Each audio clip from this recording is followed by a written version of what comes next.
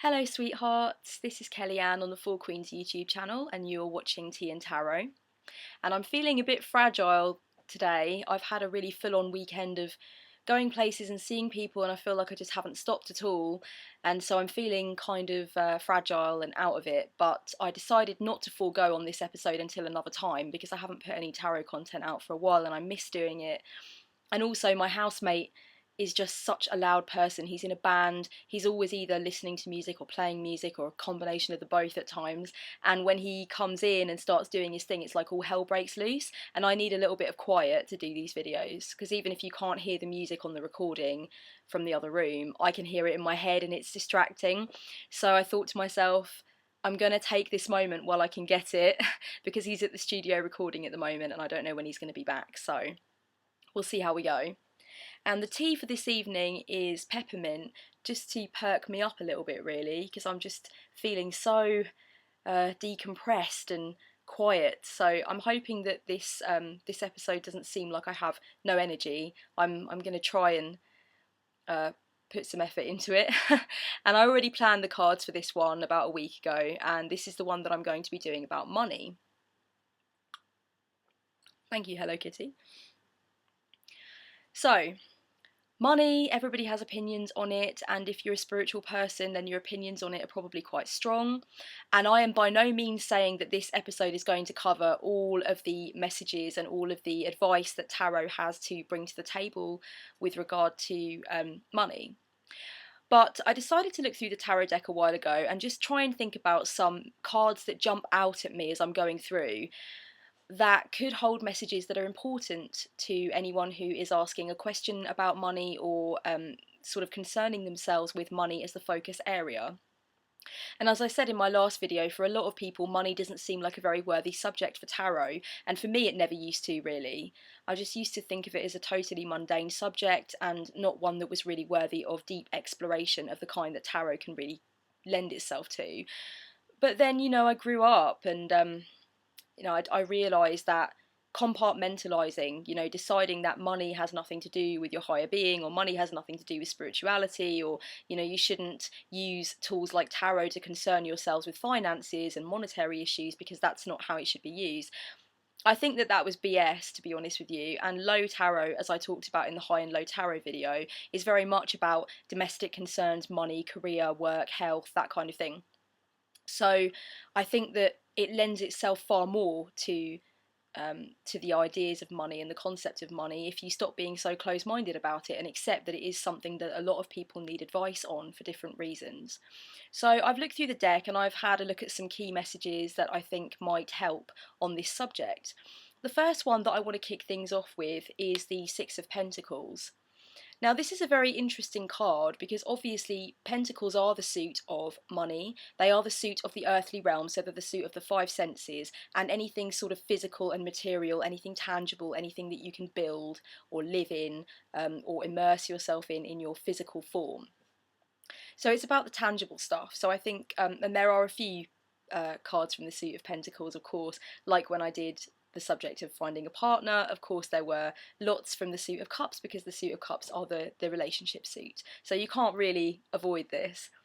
But yeah, the Six of Pentacles. So basically, if you look at the image of the Six of Pentacles, there's a guy there and he has nuggets of gold in some weighing scales, and there are two people at his feet and they are receiving some of the nuggets of gold. So what he's essentially doing in this picture is he's working out how much of these nuggets of gold each figure is going to receive. And his way of working this out could be based on anything. It could be based on, they could be employees of his, and he could be basing who gets what on who's worked more and sort of who's been more committed to the job, who's done more hours. It could be that they're both great friends of his and he's come into some money and he's trying to decide, who is he going to help with this money, who is deserving of a share of the wealth, who was there for him when he was down. Could be that he's paying money back to people that he owes. It could be that these people are asking him for donations for charitable projects and he's having to prioritise what kind of project he feels fits in more with his morals and his values and which one he would like to see prosper more. So basically it's about deciding, and it's about prioritising, and it's about working out where your priorities lie when it comes to money. So I think on the one hand, this card has a very beautiful message of taking care where you give your money away and how you spend your money, because prioritizing and making decisions about money involves being responsible, and it involves tying in what you do with your money with the sense of who you are and what you want, so that you're not wasteful with it, so that you make sure you're putting it in the right kinds of places, and so you make sure that your money works harder for you, you know, because money is just it's just a barter, a way of exchange. What you get for the money you make is the important thing, you know. Is it enhancing your life, or is it actually just dragging you down and tying you up? The second thing I would say with the Six of Pentacles is I often feel that it pertains to the subject of charity and of being charitable and of being generous. And I think this is very important when it comes to friends and family and lending money and borrowing money. I think that we need to have a great amount of accountability when it comes to other people's money. And also, we need to notice when it is that we are giving too much money without actually being stable and having enough in our own foundations to last us. So, being careful that we're not overtly generous, and being careful that we do keep some money back for ourselves as well, because I think that can be a danger. So there are some good themes there with regard to kind of watching yourself and watching your habits when it comes to where you put your money.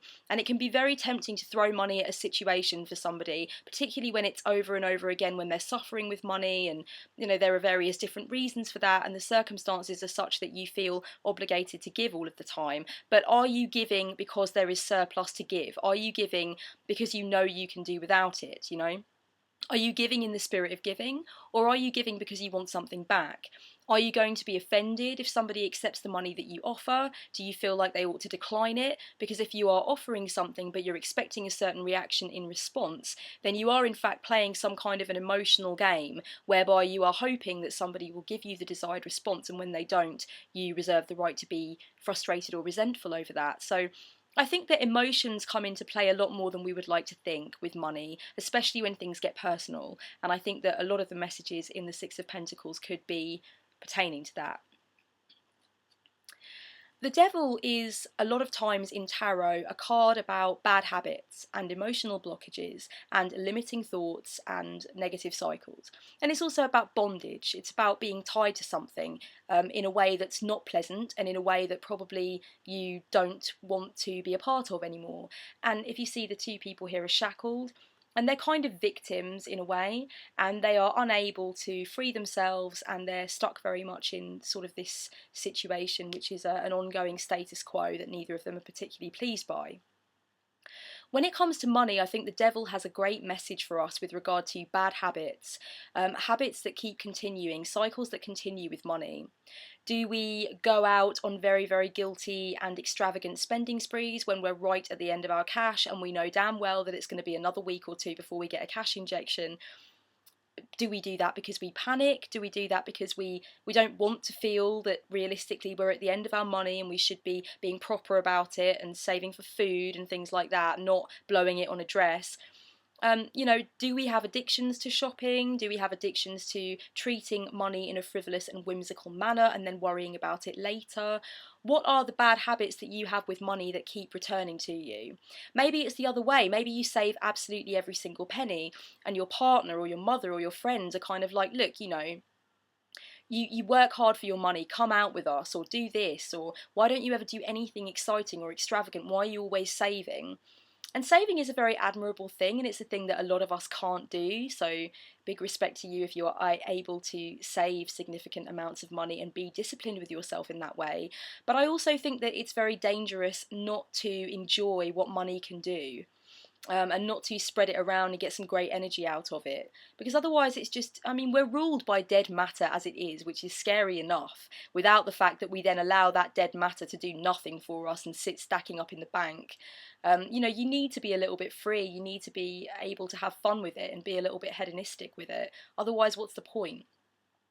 So have a look at your bad habits. For some people, I would say that it would be not checking the account regularly to see how much money is going in. For others, I feel it would be chasing after money too hard, maybe working yourself into the ground and then kind of amassing it all and feeling very insecure about spending any or lending any. I think that there are a multitude of different bad habits that come up when it comes to money, and I'm not going to go into what mine are or are not.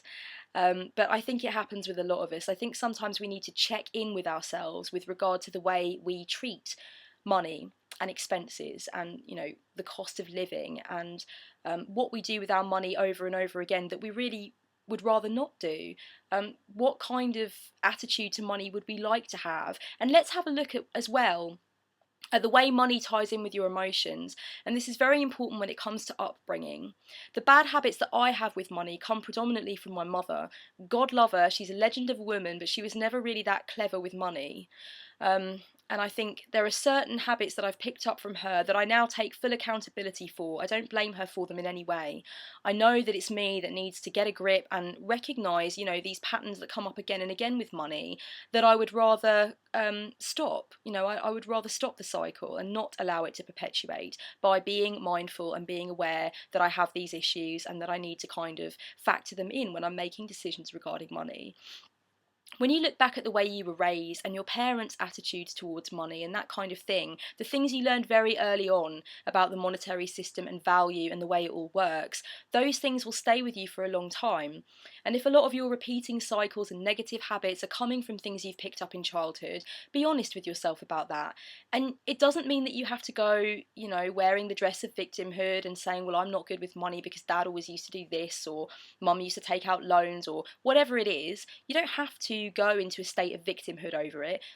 Be accountable for it. Just say to yourself, yes, I did not have the best lessons when I was young when it comes to money. I didn't, and that's true, and I will give myself that. However, I am now an adult, and if I want to stop perpetuating this vicious cycle that my parents kind of set me up for, then I have to at some point raise my hand and say, I'm not going to blame that on my parents or whoever else anymore.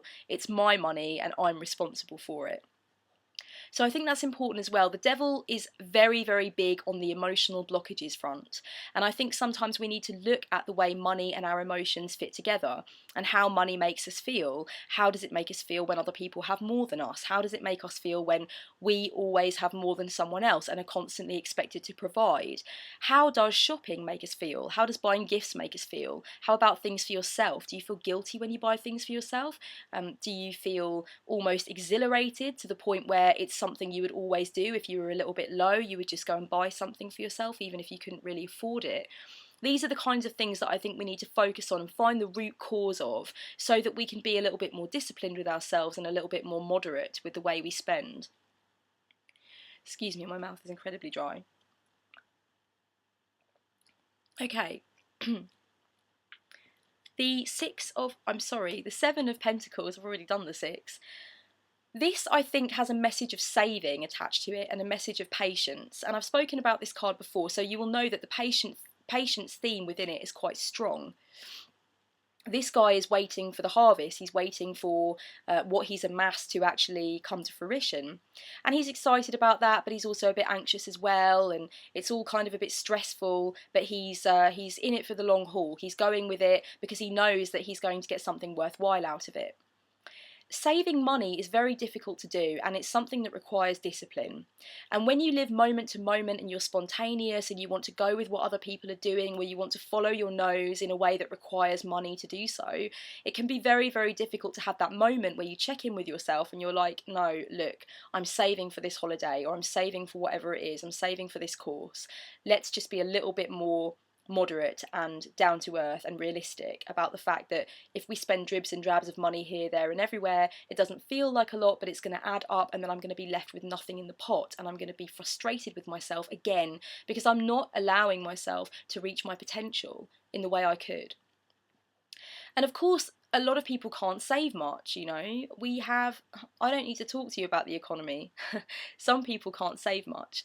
But I think it's realistic to expect that everybody can save a little drib and drab here and there, even if it is literally just for a rainy day. And I love that expression, save it for a rainy day. I think that's fantastic. I think even if you are not able to think about a big material aspiration, like a car or a holiday or a new home or whatever it is, you can think about having a little bit in the jar for a time of your choosing when you want to go and do something nice for the day, or when you would like to have a nice meal, or whatever it is. I think that even people that are in the most difficult of financial situations, you out there watching this, could be in a position where you're kind of laughing at me talking about queerants who may be thinking about saving for a holiday. I get that, okay? Like, money is a thing for me, of course. Like, for most people, it's an issue. It's something that needs to come into consideration.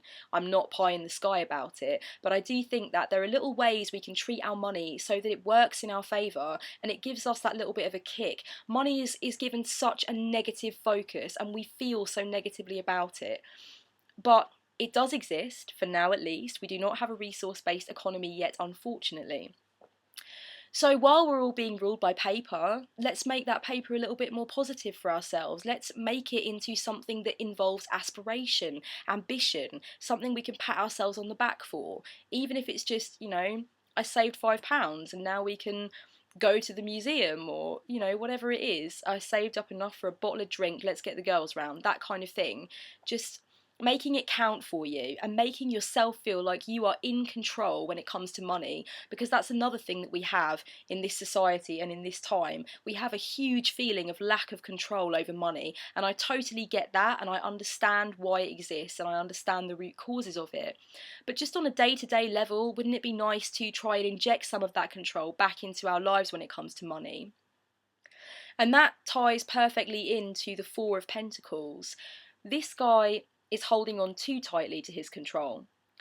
And some people might think that this card represents greed, because if you look at the guy, he's grabbing onto what he's amassed quite tightly. He doesn't want to let it go. He's very protective. He feels like people are going to be stealing it from him, or like he needs to watch his back all the time, that kind of thing. So for some people, this card does represent greed and selfishness. For me, I feel that it's more a representation of a massive desire for control to an almost micromanaging and unrealistic level. And sometimes this card is telling you to let the universe do its thing. Sometimes it's just a reminder that we can't have all of the control we would like to have over anything, and that sometimes stuff comes up and you have to dig into your savings, or sometimes the plans change and it's going to cost you slightly more money. It's not just about being miserly, although I do think this card can sometimes pertain to the subject of miserliness and of not wanting to give freely to your loved ones, or not wanting to kind of put in with other people towards something because you kind of feel like my money's my money kind of thing. You grab onto it too tightly, and that means that when the unexpected happens and you need to spend money, instead of feeling like, hey ho, that's life, roll with the punches, you're much more, I feel personally affronted, it's going to take me so long to get over this, I can't believe this happened. And really, who wants to feel that way about money? There are far more important things to feel that way about. So I think it's just about realism. I think it's about being calm, taking a chill pill, and sometimes just, as I said with this card, enjoying it. Just enjoying it, going with the flow a little bit more. So, I think that's a positive card for a message about money. The Seven of Cups is about priorities in a way. It's about choice, and it's about the overwhelming amount of choice that we have as human beings. Choice is about what to do with our lives, who to spend our time with, how to direct our futures, and how to spend our money. Our hard-earned cash is going to go somewhere, so where's it going to go? And I think, this card has a lot to say about prioritising, and about the fact that you cannot live absolutely every single life that you imagine yourself living. I talked before about the unlived life, and I'll probably do so again. But basically, we need to have a certain framework, a certain pathway, a certain aspiration we're trying to get to. We need to have some idea of the goals in our lives and how they fit together. And we can only go chasing so much stuff with our money. We can't buy everything, we can't fill up our world with everything that we want. We need to decide what is the priority. And that goes back to what I was saying with the Devil card about bad habits, like maybe spending your money somewhere that it's irresponsible to spend it at a time when you don't have much. And looking into why you do those things. Why can't you prioritise with money? Why can't you make money work in your favour? Why can't you kind of divide your money into chunks and say, okay, this is for me, this is for the hedonistic stuff, this is for me to enjoy life, but this is for the bread and butter stuff we need to get out of the way, this is for the stuff we really need to do. And a lot of people can do that with money, but a lot of people are very bad at it. And I think that we need to address the root causes. We need to address why that is. And a lot of times it's plainly and simply a little bit of a fear of the reality of money. Because money's a depressing subject. Finances is a depressing subject. We all want to feel like we can live life large all the time. So sometimes it's very difficult to sit down and actually work out, how much money have I got coming in? How much is going out? What do I need for myself? What do I want for myself? And what can I forego until such a time as I've saved enough, or until such a time as other responsibilities can be on the back burner? So it's about realism as well. And I think, a lot of these cards are about realism. When it comes to money, you need to have some, as difficult and as mundane as that might sound. It's one of those necessities if you want to do well with money. The last card I selected was the Two of Wands, and this card has a big message of counselling, guidance, teaching, and wise advice. This guy's holding the world in his hand. He's obviously travelled far and wide around this terrain. He has a lot of wisdom up in his noggin, a lot of things he can teach us about a lot of things. And sometimes when this card appears, it suggests that you are in the position of counsellor or guide. It suggests that you are the person with the wise nuggets of advice, and that you are giving those pieces of counsel out to others, but also that you may be needing to give wise counsel to yourself and not to forget to do that. Other times when this card appears, it can pertain to somebody else who is being your guide or being there for you, counselling you through something or giving you some advice that's very much needed.